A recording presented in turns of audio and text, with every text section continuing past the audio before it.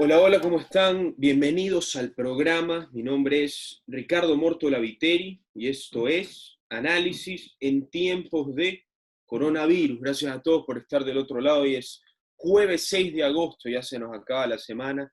Gracias por estar del otro lado. Recuerden que nos están viendo desde cualquier parte del mundo, en todas nuestras redes sociales, en Facebook, en Instagram, en Twitter, en YouTube, en Spotify, donde se quedan colgadas nuestras entrevistas para la posteridad. Como yo siempre digo, las pueden ver las de hace 5 meses, las de hace 3 meses, la de ayer, la antes de ayer.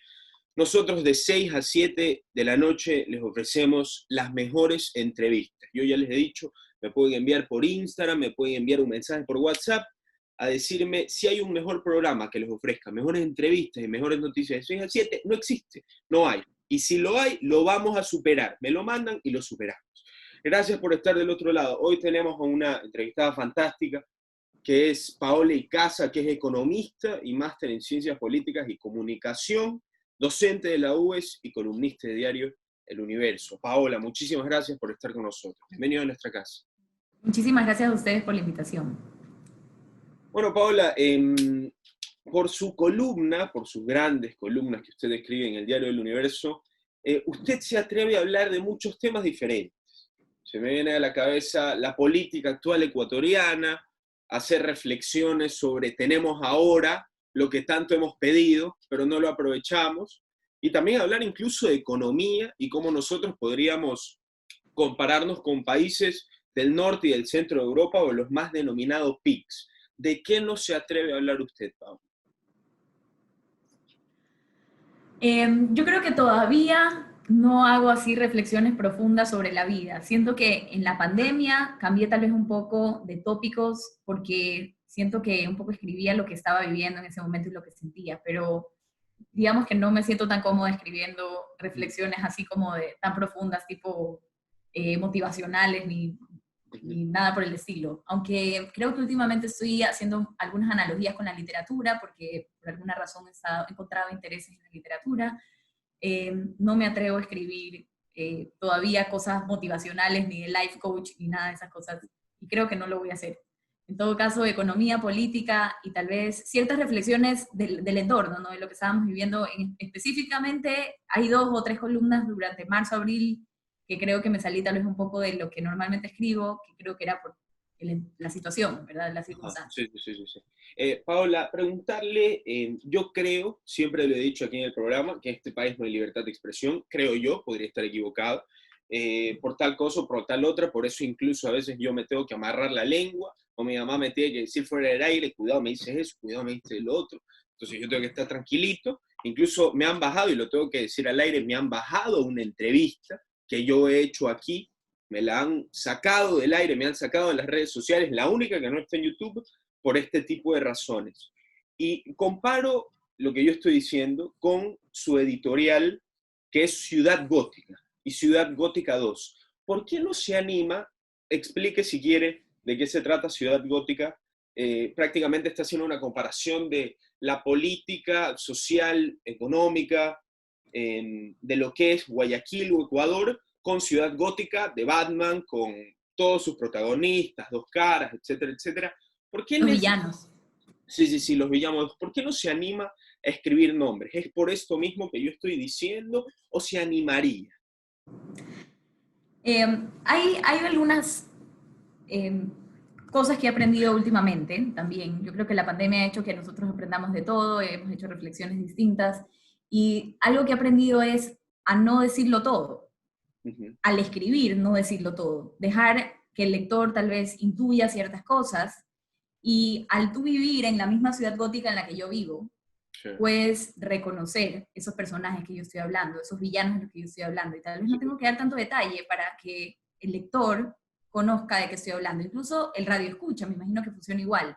Yo puedo estar aquí tal vez hablando, hablando, hablando, y no tengo que decirlo todo para que tú puedas reconocer exactamente de quién estoy hablando. Entonces, a veces me gusta jugar con esa percepción o experiencia del lector, que es distinta en cada uno. Cada uno puede tomar Ciudad Gótica como quiera, aunque yo pero creo que todos si un sabemos. día se levanta diferente, ¿se animaría a escribir los nombres o aún así no lo haría? A ver, yo sí creo que sí lo podría hacer un poquito por miedo, Yo sí creo que eso existe un poco en el columnista o en quien escribe, Ujú, pero ya tengo cada vez menos miedo. Eso es ujú. cierto. En algún momento yo empecé a escribir en el 2012. En el 2012 se estaba escribiendo la ley de comunicación y yo sí tenía mucho miedo. Y yo me acuerdo que yo tenía mucha autocensura y además pedía que me editen. Tengo unas 2 o 3 personas que normalmente le pido, me puedes revisar, y sí me daba mucho miedo. Y además más adelante en el mismo diario nos decían, hay un abogado que está viendo que no se digan cosas que no. Entonces, y hoy ya no tengo ese miedo. Sin embargo, igual me autocensuro. Yo sí creo que no lo digo porque sí me da un poco de Paola, miedo. Paola, sea franca, ¿ya no tiene miedo porque has cogido experiencia o por el cambio de gobierno de turno? El cambio de gobierno de turno. El cambio de Siendo muy franca, el ¿sí? cambio de gobierno de turno, siento que incluso los medios también ya están un poco más relajados, como debería ser. Sí. Yo soy así fanática de la libertad de expresión, creo que debería existir en todo nivel. Y me siento mucho más cómoda así. El cambio, eso es, El cambio siendo ha muy sido franca. fundamental, sí, sí. Muchas personas también me lo dicen a mí. Paula, preguntarle sobre todo también en el escrito de Ciudad Gótica, que tiene dos partes, y me gustaría que se alargue, porque Ciudad Gótica no se va a acabar muy pronto, no sale quién es Batman, sale quién es Harvey Dent, que es dos caras, sale el, el payaso, el guasón que amenaza con regresar, etcétera, etcétera. No, no quiero dar spoilers, ustedes pueden entrar al universo y leer, que es fantástico el editorial. ¿Quién es Batman? ¿Quién puede ser nuestro Batman? ¿Cree que en el horizonte, entre, por ejemplo, un precandidato presidencial, un político, existe ese Batman que tanto están buscando los ecuatorianos? No, eso no creo que lo revelo tan fácilmente. En realidad no estaba pensando en nadie en particular. Y de nuevo volvemos a esta experiencia y percepción del lector. Así que Pero cualquiera le puede ¿cuál poner es un la nombre suya? a... ¿Cuál es la suya, Paolo? ¿Usted tiene algún Batman en la cabeza o cree que estamos completamente perdidos? No, no tengo ningún Batman en la cabeza, en el No, horizonte. Todavía no. no, todavía no. Y además, un poco la idea de Ciudad Gótica es, tampoco podemos pretender que el Batman va a venir a solucionarnos absolutamente la vida. Más bien, un poco, en el primer editorial yo hablaba de que no necesariamente ese Batman o la clase política es la que hace daño o la que hace bien. Más bien, el problema moral, porque un poco Ciudad Gótica, si a mí me preguntas de qué se trata, es de moral o de ética en realidad. Sí, Entonces creo que es algo de los ciudadanos también y que hay que aterrizarlo y no dejarlo solamente en la clase política. Son los políticos los que están haciendo todo el daño, no. Nosotros también coimamos, nosotros también nos pasamos la fila, nosotros somos, eh, digamos, amorales a veces, así que correcto. no es echarle la culpa siempre al Batman o al villano. Así es. Estamos con Paola Icaza, hoy es jueves 6 de agosto. Paola, usted también es profesora, quisiera hacer un paréntesis. ¿Cuál es la actualidad de la educación privada, por así decirlo, en el país? Usted es profesora en la UES y me gustaría que haga una comparación o que haga un análisis en la situación que viven muchas instituciones públicas, sean universidades, sean colegios. Varios colegios han perdido bachillerato internacional, que son oportunidades de oro para jóvenes. 32 instituciones, si no estoy equivocado. Varias universidades han tenido reducción presupuestaria que yo no entiendo. Yo hubiera tocado cualquier otra cosa menos la educación. ¿Cuál es su perspectiva como profesora sobre esto, Paola? Sí, la verdad es que es grave. Muchos coinciden y creo yo como docente y como profesora universitaria, en realidad muchos colegas, en que la educación es básica, es importantísima para el futuro del Ecuador. Si estamos hablando ahorita del futuro, e incluso Ciudad Gótica o las elecciones que se vienen más adelante, creo que no podemos eliminar de la ecuación a la educación. Entonces, reducir ese presupuesto creo que es grave. Y ahorita con la pandemia todo se ha complicado. Ayer justo tenía una conversación que no nada que ver con el tema, pero hablábamos incluso de la brecha salarial entre hombres y mujeres. Hasta eso se está viendo perjudicado con la pandemia. Entonces, volviendo a la educación, qué triste es ver que, digamos, que los presupuestos que se pueden eliminar, que hay tantos, sobre todo en el sector público, sea la educación la que sale mal parada. Y bueno, obviamente el COE también ha tomado algunas decisiones con respecto a la educación privada, y incluso los invito porque el 19 de agosto vamos a hacer un webinar junto con el rector de la UES hablando de temas justamente de educación y de la tanto pública como privada y la situación post-pandemia, digamos post-pandemia, aunque estamos en plena pandemia todavía, sin embargo, ¿qué va a pasar más adelante? ¿Ha tenido que evolucionar como profesor en época de pandemia? Totalmente. Totalmente, se ha propuesto, ¿qué se ha Yo, propuesto? ¿Cuáles son sus metas? reinventarse es la palabra de moda, ¿verdad? Y creo Ajá. que lo que le podría preguntar incluso a mis alumnos qué es lo que he hecho distinto, y no, imagínate yo que doy clases de ética, que es Ajá. filosofía, Ujú. online, imagina que tal vez no hay algo más aburrido en la vida que eso, no sé cómo, ni cómo explicarte, cómo llegarte a explicar, entonces me he tenido que reinventar, eh, mis presentaciones trato de que sean lo más entretenidas posibles, tengo nuevas aplicaciones para hacer PowerPoint, ya quedó obsoleto, tratar de hacerlo más entretenido posible, ponerles videos a cada rato, cambio de actividades a cada rato, para mantenerlos atentos. Y Claro. si me preguntas hoy, que di mi última clase del semestre, porque ya la próxima semana empiezan exámenes, yo podría decir que tal vez sí he tenido, no sé si éxito, pero en todo caso he cumplido los propósitos de mantener despiertos a mis niños de ética y las otras ¿Son materias. tempranos, son tempranas sus clases? No, sí, una es a las 8:45 y la otra es a las 12 del día. Entonces siempre les digo, o están desayunando o están almorzando. Cuando les pregunto, oigan, ¿dónde están? Ajá, Me tienen ahí como digamos, en la pantalla, pero no sé qué están haciendo ellos. ajá. A veces los molesto que están desayunando o almorzando. En todo caso, sí me he tenido que reinventar totalmente, pero digamos, de todo se aprende, así que bienvenida a la experiencia. Paola, preguntarle, vamos a hablar un poquito de economía, política del país. Insisto en que usted también en su editorial hizo una comparación fantástica en lo que fue el resurgimiento, o hizo la comparación entre Irlanda y Grecia, de lo que fue su resurgimiento por la situación que ellos vivían, y cómo Irlanda hizo las cosas como se deberían hacer y cómo Grecia no lo hizo. Irlanda en su momento, por así decirlo, eh, redujo el salario de varios de sus empleados, tuvo que despedir en varias empresas a sus empleados. Los empleados agradecieron que les bajaron su sueldo, a pesar de que se lo hayan bajado, porque al fin y al cabo mantuvieron su trabajo. El gobierno hizo pues reducción salarial en instituciones públicas, etcétera, etcétera, para al final haber contratado pues el doble, el triple de las personas. Bueno, realmente un éxito total lo que fue en Irlanda y completamente diferente en Grecia. ¿Cree usted que un país como el Ecuador, estamos hablando de países europeos a pesar de ser los denominados PIGS, Ah. eh, estamos hablando de países europeos, ¿cree que el Ecuador podría tomar ese ejemplo?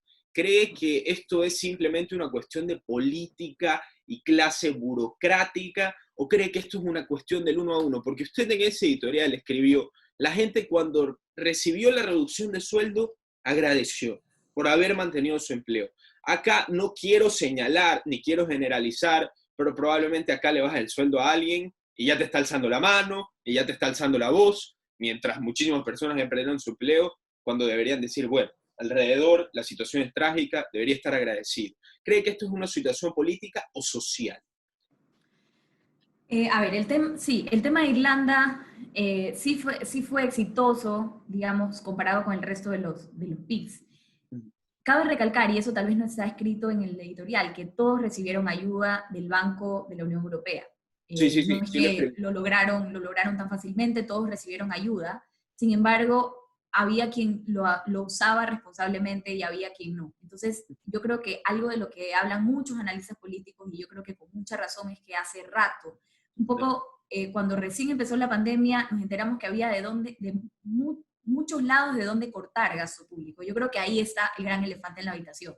Cuando hablamos de los PICs, hablamos de un gasto público grande, entonces hay que reducir. Y suena tal vez así como lo hemos escuchado mil veces, ya hasta qué horas esperamos, pero realmente por ahí va el tema. Y lo que yo hablaba de los salarios digamos, en el sector privado, es mucha gente agradece al menos tener trabajo, llevar sustento a la casa, pero un poco el tema de la reducción salarial es que toda la economía se reduzca. era como una, eh, eh, me fue la palabra, pero en todo caso es, por ejemplo, alquileres, Sí. salarios, absolutamente todo baja porque la situación lo amerita. Entonces, como todo baja, también los salarios lo necesitan, la canasta básica baja, todo baja. Entonces, la gente un poco aferrándose a su trabajo y a decir, ok, me pongo la camiseta, pero sigo trabajando con ese mismo sueldo o con menos, pero tengo trabajo, tengo ingresos. Hay gente que lo han votado, hay gente que se le dañó su negocio o quebró su negocio un poco, digamos, pensando en intereses públicos o comunes, o como lo queramos llamar, y un poco guardarme mis intereses privados, que por supuesto que están siempre ahí latentes, pero teniendo totalmente pensando en el resto. Así es. Paula, para hacerle un paréntesis sobre la situación, para luego continuarla, usted intentó, corríjame si estoy mal, intentó o parcialmente estudió medicina. Me gustaría preguntarle, y usted hizo un escrito sobre los médicos, puso nombres de cómo deberíamos estar agradecidos. ¿Cree que la clase médica del país ha sido infravalorada en esta época del coronavirus ante tanto reclamo que ha habido al gobierno, a la situación socioeconómica, etcétera, etcétera? Recuerdo aún cuando estábamos en épocas muy calientes, para decirlo de alguna manera, del coronavirus, en un pico en abril, en mayo, me acuerdo que los médicos no eran utilizados, por así decirlo, en los hospitales públicos o privados, y días después eran despedidos. La gente no los toma como protagonistas principales. En su momento sí, pero ya se le fue diluyendo y no saben que esto continúa. ¿Cuál es su perspectiva sobre eso, sobre los médicos en el país? Lo que yo creo que ha pasado durante el coronavirus, y eso tal vez en general, y luego podemos ir a la medicina en particular, es que esta pandemia lo que hizo fue desnudar o evidenciar todas las vulnerabilidades que tenemos como país, en el sector público, en el sector privado, a nivel moral. No podemos creer que digamos, tuvo que haber una pandemia para que salga una avioneta y nos enteremos que hubo una persona que se estaba robando millones de dólares, o que las donaciones que se estaban haciendo al IES estaban siendo utilizadas, vendidas, digamos, revendidas, o como lo queramos llamar.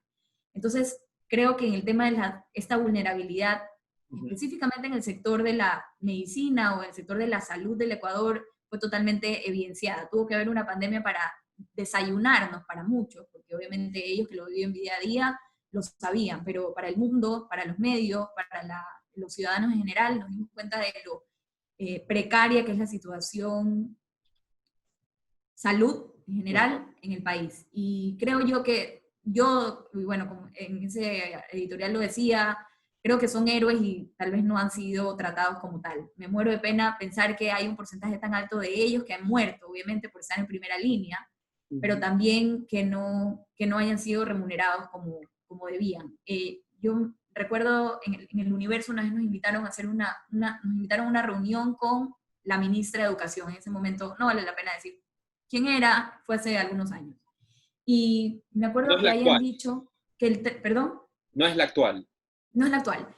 Ya. Eh, Me acuerdo que haya dicho que el presupuesto, digamos, no sé actualmente cuánto es, pero en ese momento era el 3% del PIB. Y yo no podía creer cuando hay otros, obviamente estamos pensando, queremos reducir el sector público, pero hay que ser estratégicos. Y creo que la parte de la salud todos estamos de acuerdo con que es difícil escatimar. Entonces, sabemos que en el Reino Unido, por ejemplo, ese mismo porcentaje es 16, 17%, y nosotros con ese 3% solo me puedo imaginar los pobres doctores, enfermeras y demás. En una situación de pandemia, solo puedo pensar en la precariedad. Entonces, sí creo, como tú dices, que tal vez ha sido un poco, digamos, menospreciado, subvalorado, y, digamos, eso lo desnudó la pandemia. El famoso coronavirus Ujú. nos ha puesto esto enfrente, ¿no? Claro.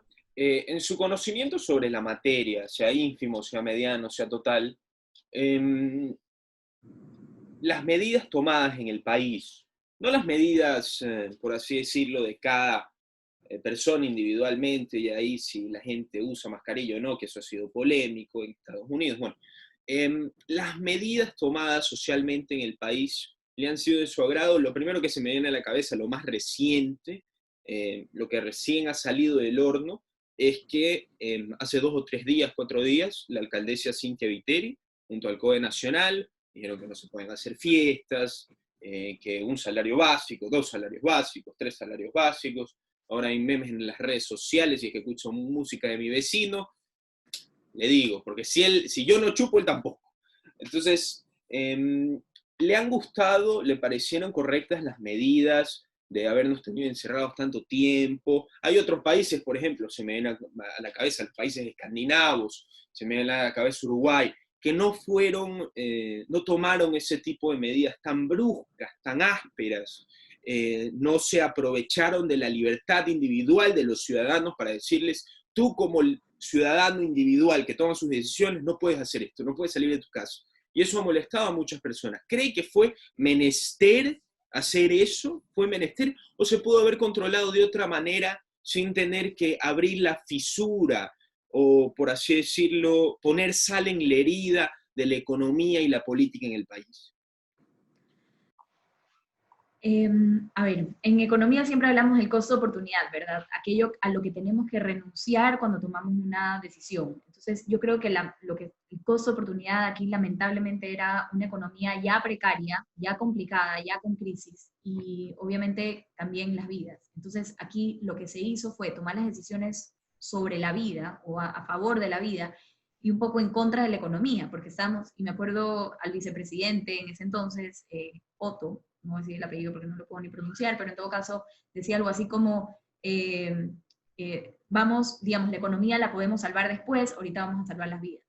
Entonces, me pareció interesante porque ahí se entendió por qué se tomaban esas medidas. Ahora, no he hecho un estudio profundo para saber si es que eso era lo correcto o no, pero sí entiendo en qué, digamos, con base en qué se tomaron esas medidas. Se quería preservar la vida o tratar de salvar la mayor cantidad.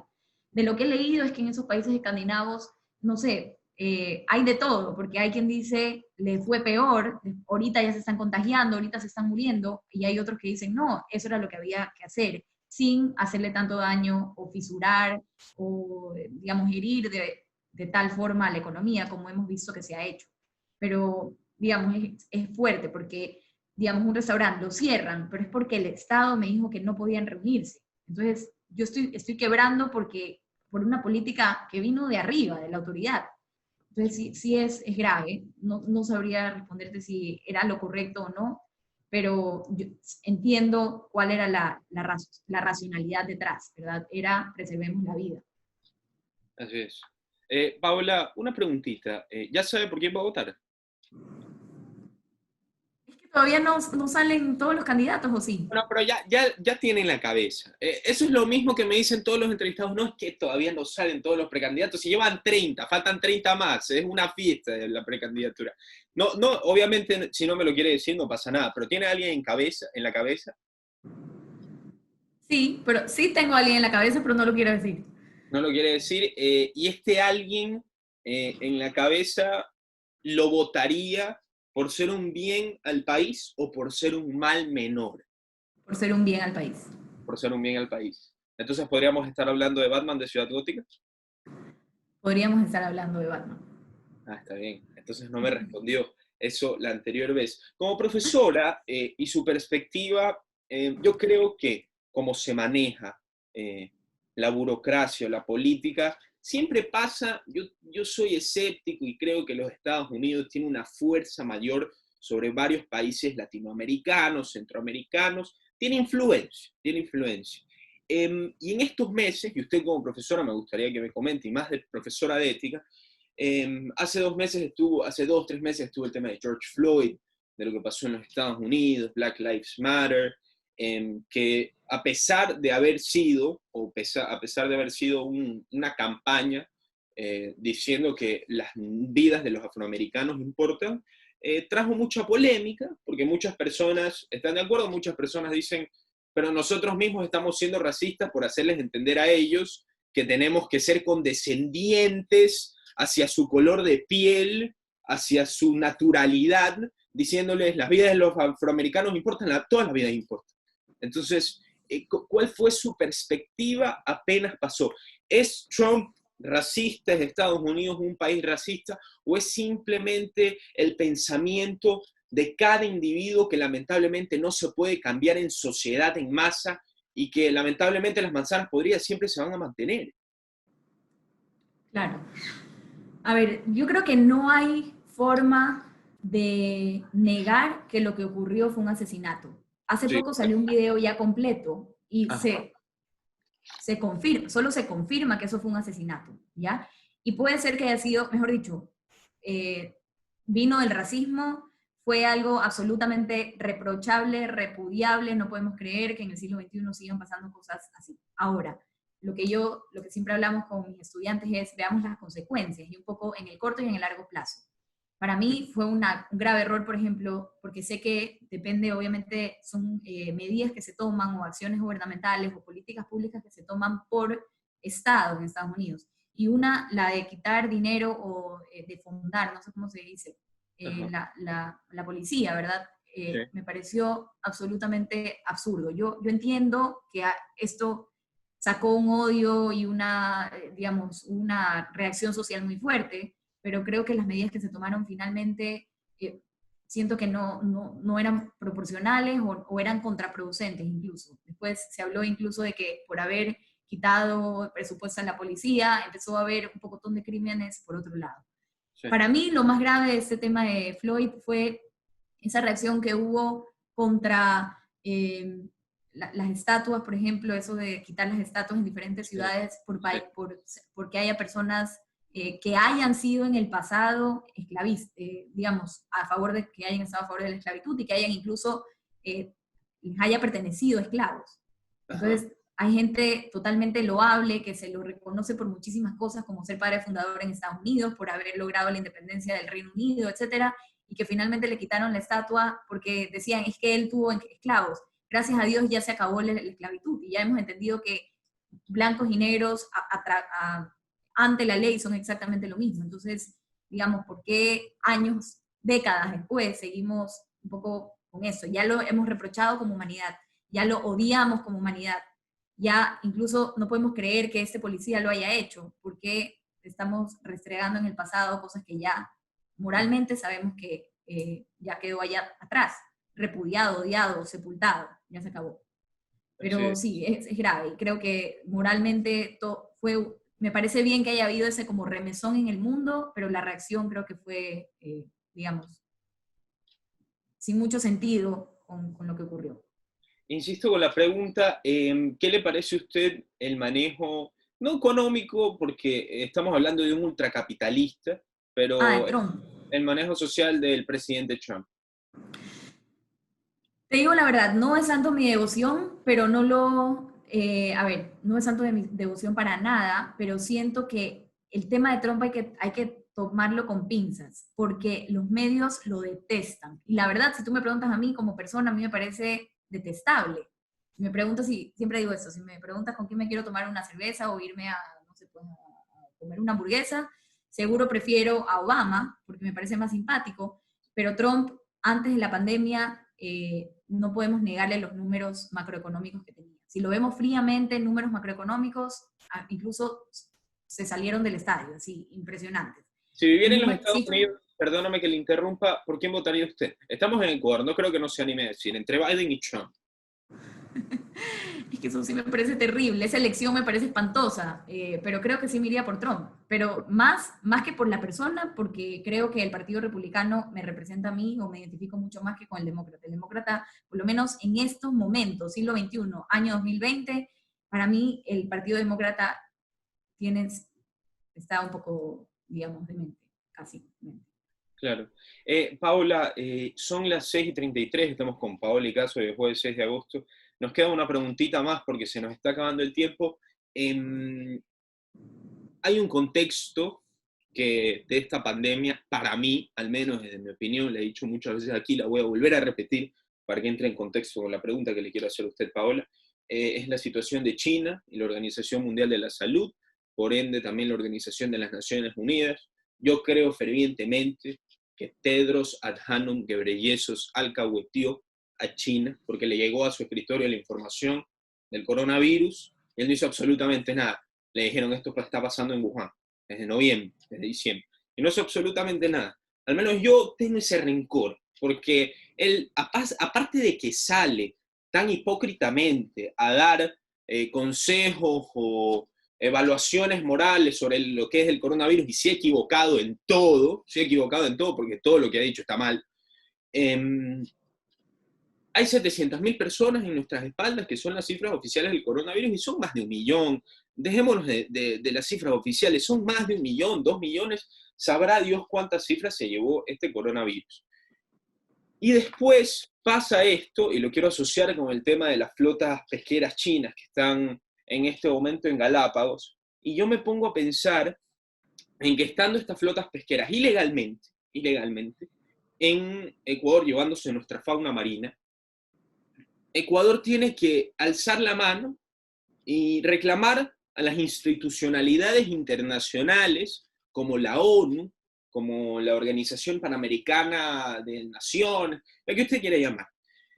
Tiene que alzar la mano para que hagan nuevas reformas, para que haya nuevas leyes. Pero yo soy escéptico, Paola, y yo creo que si estamos entre esos jugueteos políticos, siempre le van a dar la derecha a un todopoderoso como es la China, y la China salió a decir que tolerancia cero, que no los vamos a aguantar. Si ellos también comen esta fauna marina que se nos están llevando. Por dejémonos de sernos los CO cudos.